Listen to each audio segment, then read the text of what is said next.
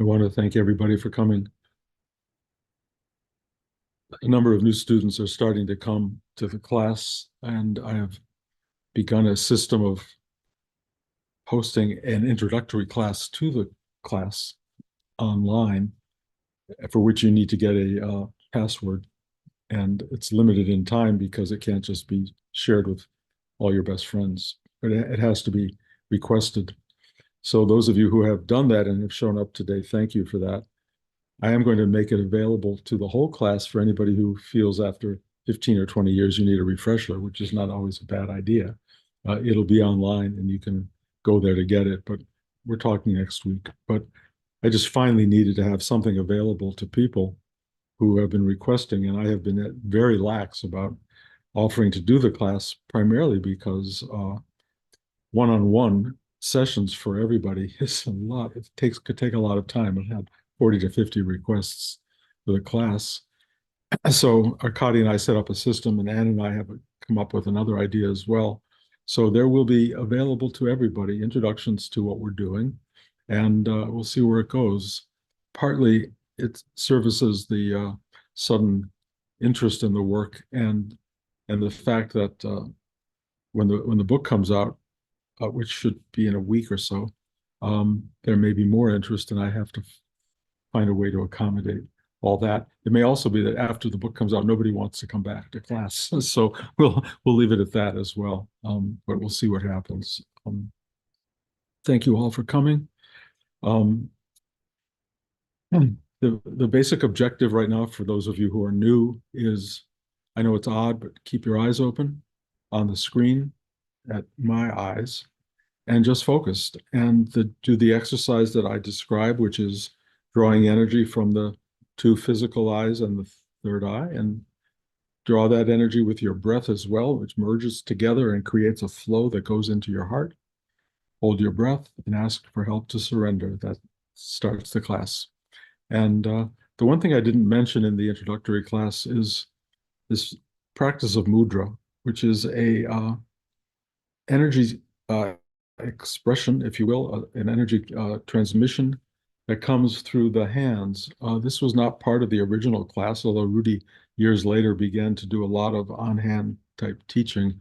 It's something that arose for me in I want to say the last 5 years, maybe. It is strangely powerful, and you will see me using my hands a lot in the class. It's just making a connection. It's directing energy. It does actually kind of psychic operations. It goes into places that are not flowing or that are knotted up, and it helps release the energy there.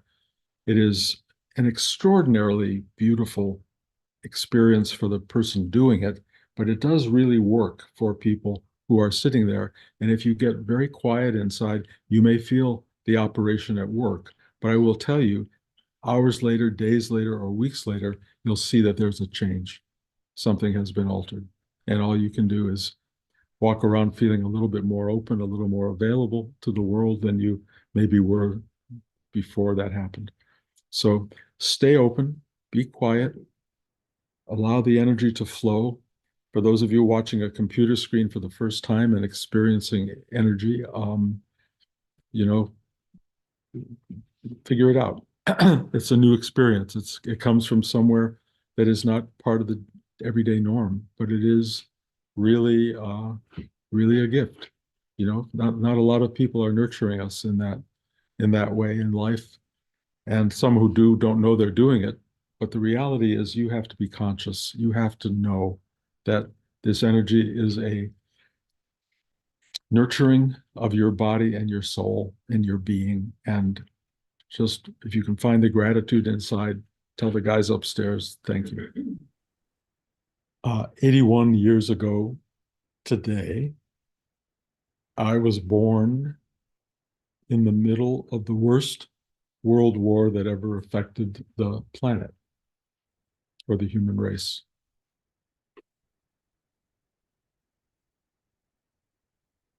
We were losing the war, and yet I came into a world full of drama and tension and upheaval. And I had no idea. I felt loved. I felt comforted. I felt welcomed. And why my parents gave birth to me in the middle of a war, I cannot tell you. Part of it, I suppose, is just being horny and passionate and feeling love for life in the world and trying to support the idea of life in the world. They had come from difficult times before. Both of my parents were in the Great Depression. My mother and her family lost their home. Um, the world was not easy. It was not an easy place to live in. It was not an easy place to survive in. And it was not, I suppose, a good idea to bring somebody into it. And yet they did it.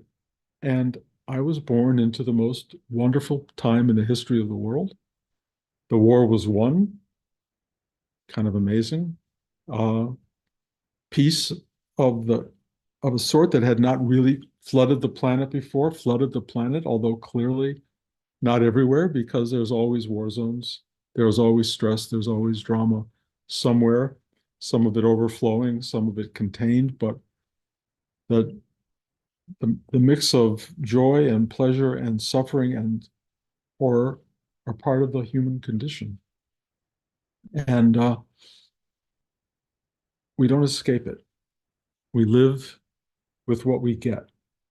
And I was reading an article uh, by David Brooks the other day in the New York Times, really lovely article in which he's talking about Winston Churchill and Franklin Delano Roosevelt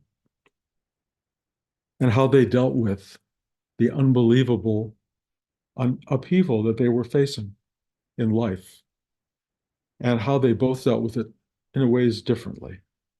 And of course, Churchill made these amazing speeches about how we will survive and we will fight them in the trenches. And he made these unbelievable speeches that united the entirety of his country and much of the world into being ready to do the work, the heavy, scary, powerful work of surviving and winning a war against darkness and evil and all of the things that were approaching them in very dramatic ways. You know, they were not just watching it, the bombs were flying over London, people were evacuating. It was pretty dramatic. And I spent some time in his bunkers down below the city. Churchill's, if you go to London, you can do that. And it's like you are watching where the war zone was fought from, where it centered. And it was impactful. It was really impactful. A human being sat below the city and conducted an effort to save the world as he knew it. FDR, according to David Brooks's article, approached the war with optimism. He was a great optimist. And his primary feeling was whatever happens, whatever you face, whatever you arrive at, you have to fix. You have to make it work for you in some way. You have to be optimistic, not in so much facing the future, but in taking the future as it arrives with, okay, now what? Fix it, make it better, do what you have to do the work you have to do to make it happy. Happy, the wrong word. Make it, what's the word? Bearable. Make it acceptable, make it work. And he brought this attitude to everything he did, from growing up with polio to, he didn't grow up with it, but he got polio late in life. But he addressed the world with optimism. Optimism is not my primary operating word. Blanche is an optimist. I live with an optimist, so I know what optimism looks like, and I'm grateful to have it in my environment because I am, as you all have probably picked up over the last however many years, what would definitely be called a pessimist and somebody who looks out at the future with a kind of fear and trepidation. And much of my spiritual journey is to pull my attention out of that dynamic back into the place of stillness and being at the core of who I am, and in fact, who each of you are. To find a way back into this place of going, okay, I don't know if I would call it optimistic exactly, but it's a place of what Rudy would call surrender and acceptance.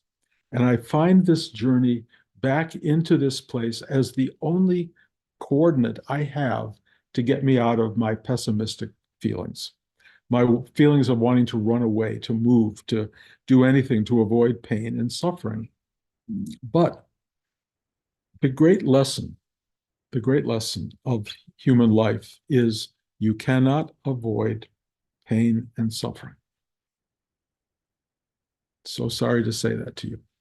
On the other hand, you can mitigate it to some degree. You can find a way to acknowledge, one, that it's inevitable on some level, and every great spiritual religious teacher has told us that. And all of us in some way fight the battle day to day to kind of stay away from pain and suffering, and we want to avoid it every day, and we want to avoid it in the future.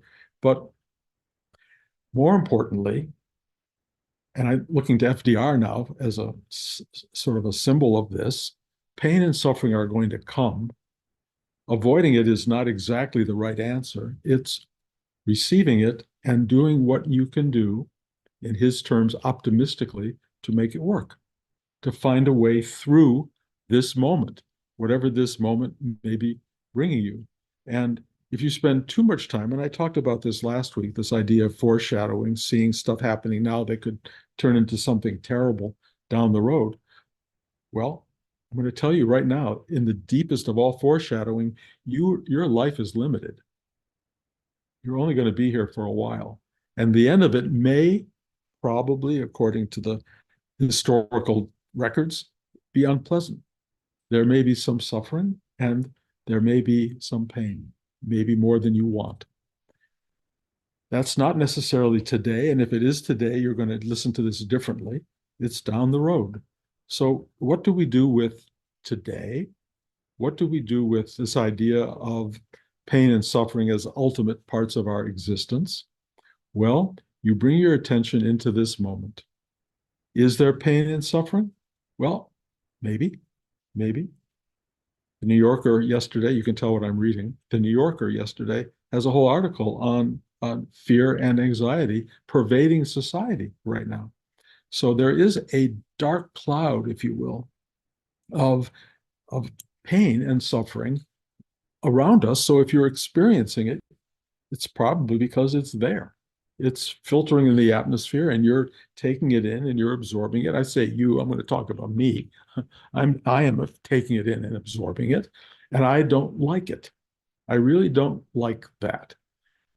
What does one do? Well, in our society, you grab a pill of some kind. You take some alcohol, you go to sleep if you can sleep, because a lot of people now can't. You do whatever you can to avoid it and push it away. But the other option, which is the spiritual, I call it the Rudy option, but it's not limited to Rudy, is open your heart, take a breath, ask for help, because that's a big part of the equation. Nobody is expected to do it alone. And Rudy said that over and over. There is help to, and then you can add whatever you want, to open, to accept, to surrender, to allow whatever is happening now to just be there. And then for you to find a still pointedness in the middle of that that allows you to go, okay, in a way, in the FDR sense, you go, I can work with this. This is what's presenting. Right now, it's not about, bombing happening in Poland and, taking over, the Netherlands. And it's not that kind of thing that's going on in our lives. I mean, God knows anything can happen. But right now, it's just the fear of those things that tends to be surrounding us, some of them very dynamic and real and important to consider. But what can you do in this moment if you are one of those people that the New Yorker defines as feeling fear and anxiety? If you're one of those people, and I tend to be one of those people, I have something I can do, and I share that with each of you, which is I do take a breath and I do ask for help to open and accept and surrender. And the result of that, almost every time, and I won't say it's 100% perfect, is that this thing comes and it goes, gotcha, gotcha. And something quiet enters the equation. And I can look at the fear and I can look at the anxiety and I go, okay, but I feel this still pointed quietude. And on the best of days, and I have a lot of those, it goes deep, it penetrates. And as it goes deep inside, it starts to flood the system with a kind of, ah, okay. It's not for okay, tomorrow. It's not an okay for next month. It's an okay for right now. And it's like, ah. And then when it's really, really flowing, which it can do and does, it lifts up out of me and it just goes into the atmosphere. And I start to love all the birds that are coming to our bird feeder, even the squirrels nowadays. I love the the ducks and the geese that have been swarming around our pond. I love the trees. I love all of that stuff. And then I get to have my wife in my own frame of reference on a daily basis. And I get someone to love. I get an actual person.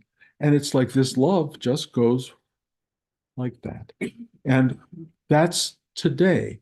Is there pessimism in that?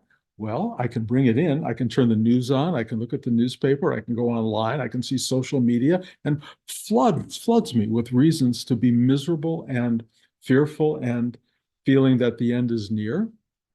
And I'm reminded of my mom and dad who were in an environment just like that with a war going on, who decided to birth a child into that, to bring somebody into this space and experience what for them was new life, new joy, uplifting energy. And they gave that all to me.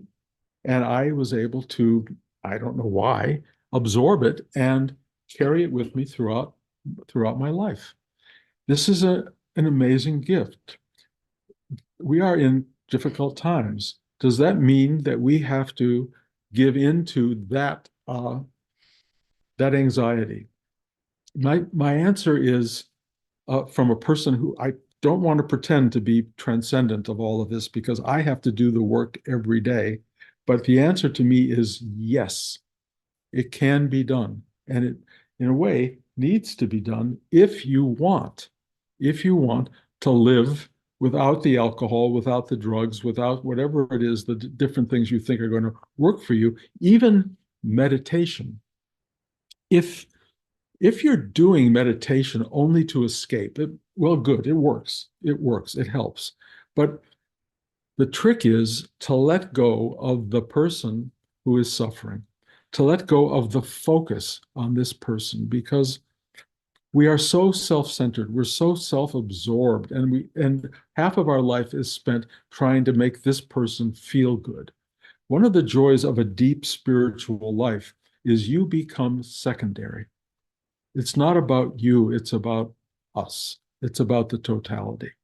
And the more you let go of the you and the more you experience the us in life, you start to experience a sense of the majesty of human experience, of true being, of what it means to be alive in the world. It's not about you, it's about the collective. It's about all of us together. It's about all of us sharing this indescribable, I'll call it wonder of being that has in it beauty, joy, comfort, wonder, all the wonderful things, and suffering and pain and misery and all the awful things all mixed together. If you want a philosophy that will help explain the why of that, good luck. If you find it, tell me. I don't know the exact why of it.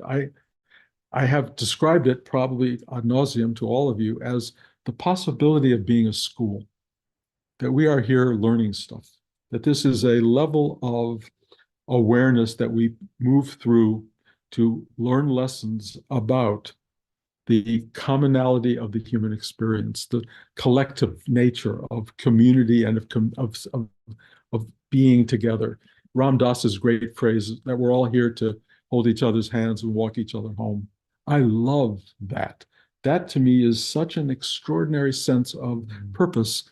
But the mechanism for getting to that place of knowing that you are profoundly not a singular person, but a massive force, a massive collective energy of human experience. Knowing that is exceedingly, extraordinarily wonderful.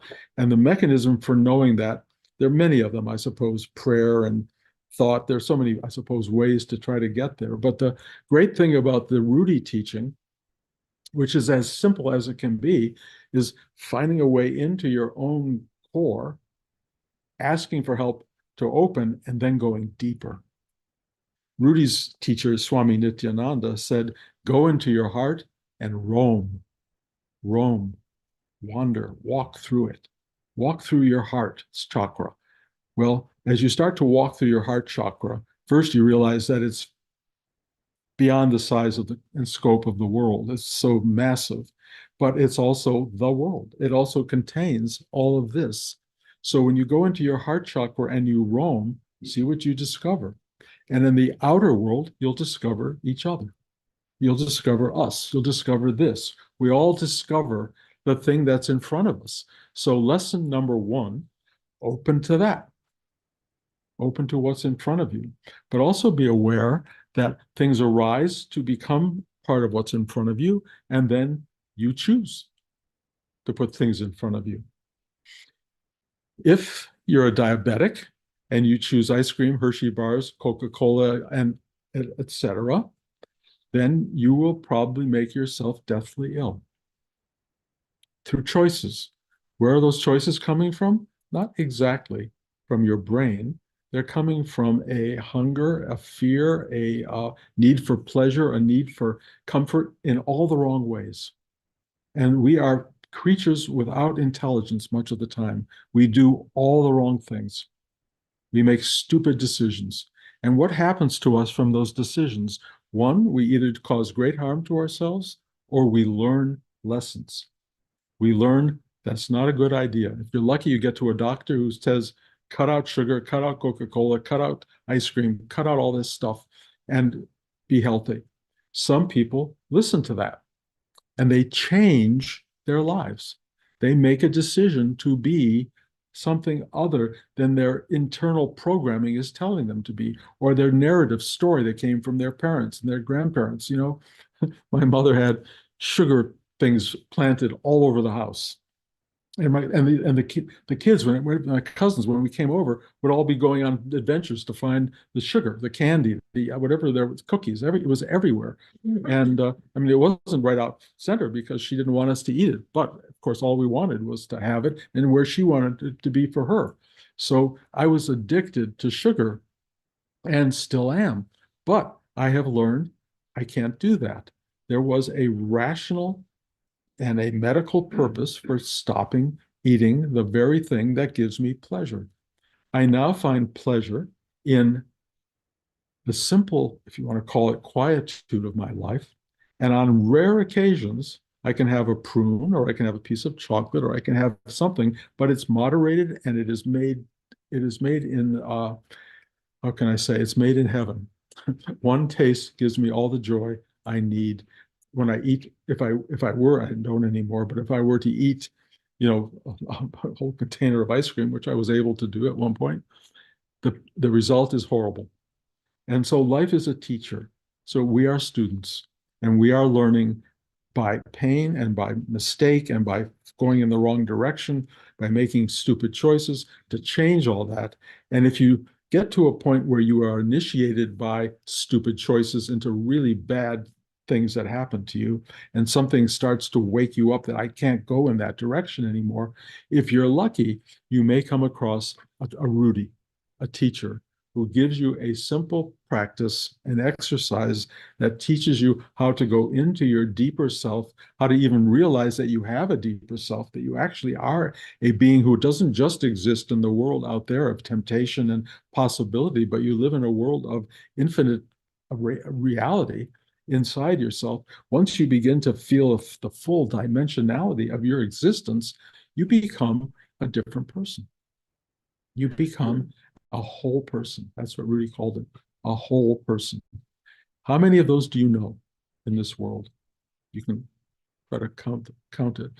I know a lot of people who are working to become that, and I feel very blessed by that. So, I live in a small town. I live with wonderful people like all of you who are assembled here. And so I'm aware of the seekers and the realizers in life. But when I went on the cruise last Christmas and saw 7,000 people who were not even looking for anything, they were looking for more chocolate, more ice cream, and it was free. They just go and line up and take more and more and more, and it was like heaven on earth. Except I know enough about too much sugar, and I know that's not what they're going to end up with. It's not what they're going to get. They're going to get something that's going to cause great suffering, great drama, and then maybe if they're lucky, wake them up to the drama of how you change your life, how you change your being, how you go into the depth of your soul and you ask for help to surrender, and then the miracle of help arriving. That is the great thing. And when I sat with Rudy for the first time, he looked at me, he looked in my eyes, literally looked in my eyes, and I fell on the floor. Just gone. That had never happened to me before. So I said, okay, this is who I've been looking for. I had spent a year and a half traveling around the world, Asia, elsewhere, looking for a teacher, not finding them, finding interesting people. Rudy just looked in my eyes, said, I can teach you what you want to know. And that has remained the case now for 60 some years.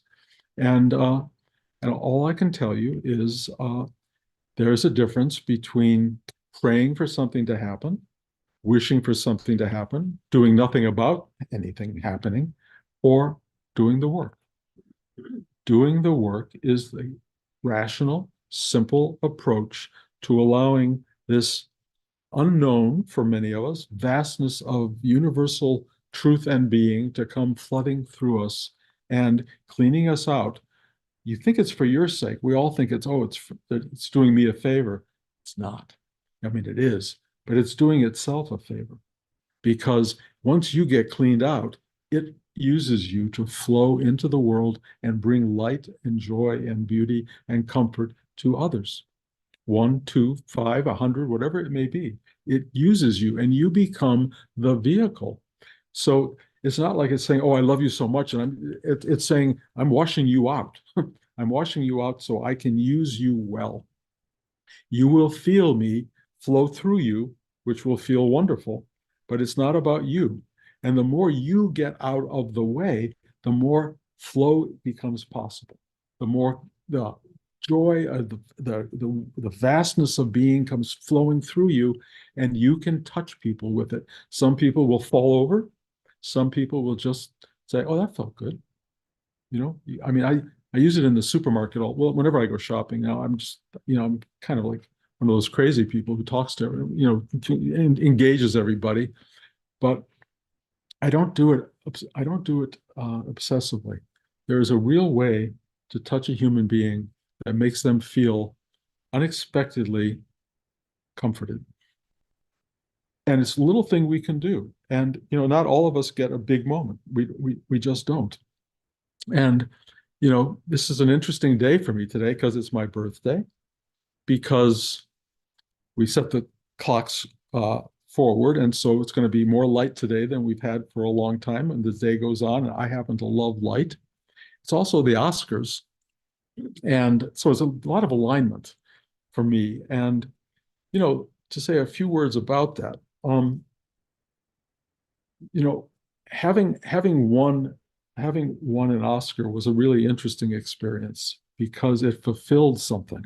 When I was in the desert, kind of a desert in Afghanistan, I had this voice speak to me, and it said, "Create a masterpiece." And I went, I mean, I wasn't even a writer. I didn't know what it meant. I had no idea. And then I wondered, how do you know when you've created a masterpiece? How do you know? And then I won the Oscar, and I wondered, was that the masterpiece? I mean, it felt like a popular kind of piece of writing, but I wasn't sure it was a masterpiece. And then I also did this film the same year called Jacob's Ladder, which nobody went to see at the time.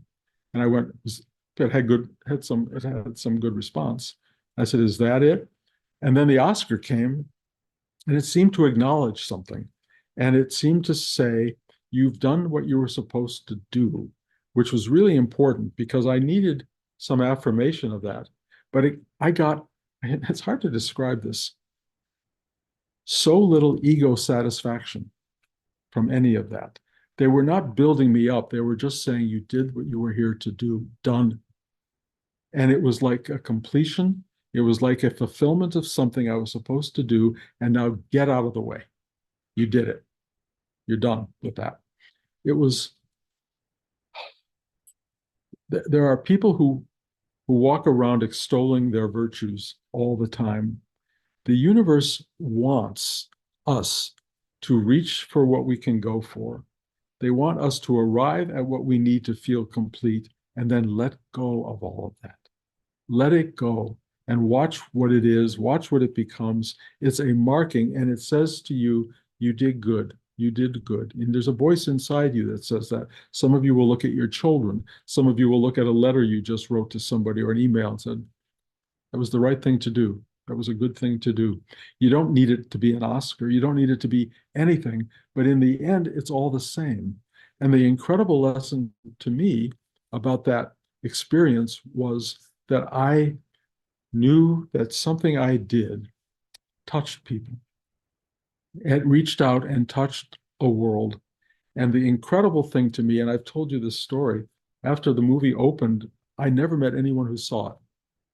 I couldn't figure that out. It was the biggest film in the world. And I never met people who saw the movie. I was with a taxi driver in New York and billboards everywhere.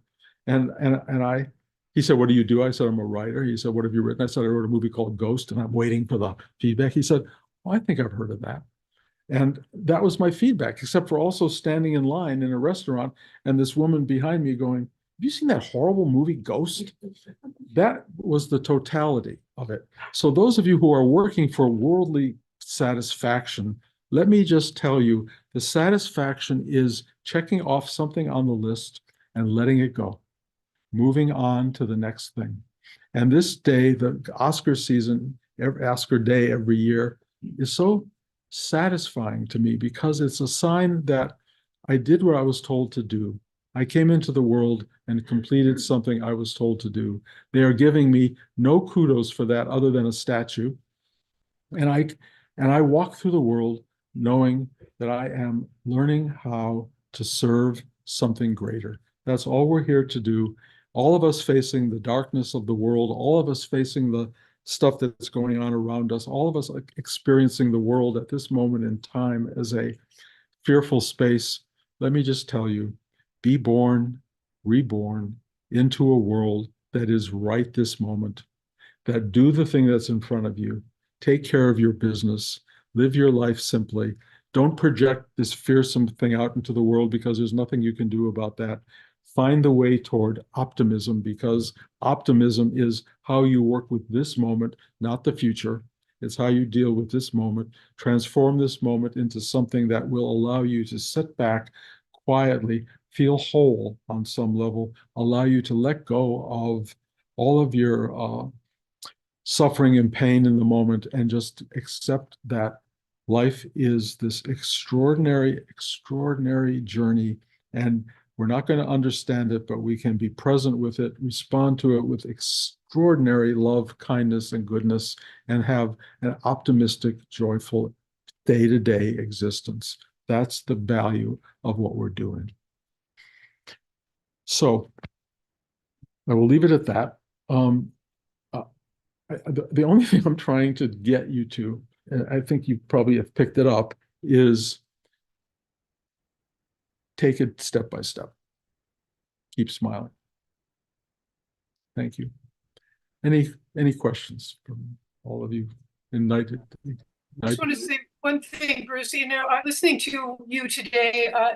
I think your 80s are going to give us an incredible, you know, uh, group of ideas and wisdom. But when you talk about the masterpiece and the voice asking you about, create a masterpiece, I feel like this is the masterpiece. Our class, your teaching is really the masterpiece because it transcends, ephemeral. And That's a I very sweet wish thing. you a very happy birthday. Thank you. Thank you. I've given up knowing what the masterpiece is, and I appreciate that. I am I you have to understand that these talks that are given, I'm the first student of them. I'm the first one to get the message. I mean, I don't always get it, but I'm the first one to hear it anyway. And I have learned so much from the talks that appear and arrive. And the biggest thing they've said to me is, we're using you. We're using you. If you want to listen to me, if you want to listen to what we're saying, great. If you don't, we don't care. Just keep flowing. Like I've said many times, you're the hose, water the garden. And that's a great, great experience. And I'm aware of the articulate nature of the talks. I don't know where they come from or how they happen, but I'm aware that it's not Bruce doing it. And that's the greatest gift of all of this is the diminishment of the Bruce and the allowing of something that is really clearly well-spoken and knows what it's talking about to emerge and arrive into this space. And I go, thank you. That's all I do. And then I try to listen to what I'm saying, as my wife tells me to do every day. Is there anybody else? Bruce, just to continue with that theme of what is the masterpiece? Maybe your memoir is the masterpiece. Oh, yeah. Oh, well, thank you for saying. For a plug. Okay, that's a plug. That's a good plug. I will. The memoir, which I've been talking to you about for a year and a half, like it's going to come out tomorrow, is actually going to come out probably this week or next. The memoir and the book of screenplays. I talked to the editor, Paul, last night, and he sent it off to Amazon, and it's printing them up as we speak. And at some point in the next week or so, I will send you a note saying it's available. I would, if I could, send a free copy to every one of you, but I'm not going to do that. So you can go to Amazon. It's not all that expensive, I don't think, although I don't really know. And the audio version will be available in another few weeks after that. So it's really interesting. It is a completion of something. It's not, I don't think it's a masterpiece on any level, but it does codify or solidify all of the stuff we're talking about. And anybody who needs to read that story, it'll be there, But as I've said from day one, it's really my grandchildren that I see as the audience for this. And I'm happy to have done it for them. But anyway, you'll all get a note about that. Thank you. Thank you for coming. Thank you for being here for my birthday. I appreciate it. And have a wonderful day, everybody. And lots of love.